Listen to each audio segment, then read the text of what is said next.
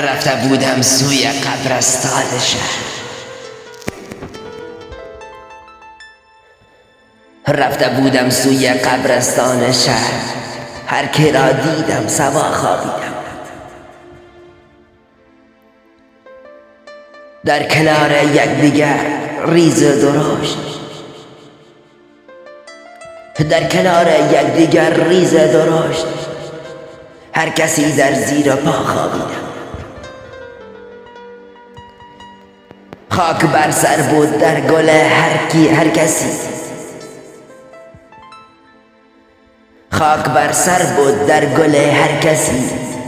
بی غذا و بی هوا خوابیدم.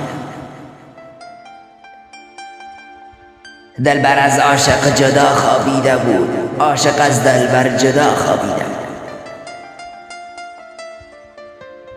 پهلوانی با همه کوپال و یال، بی توان و ادعا خوابیدم.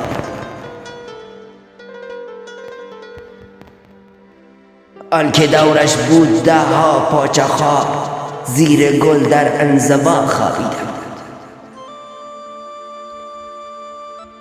قلدری که حق ما را خورده بود، مرده با نفرین ما خوابیدم. آن که جرمی داد خود را با صداش، زیر سنگ بی صدا خوابیدم. یا فقیری مرده بود از گشنگی، در کنار اغنیا خوابیدم. آن که می چربید نازش در جهان، بی لحاف متکا خوابیدم. بی لحاف متکا خوابیدم. بیایید مهربان باشید. فهیم سرزر.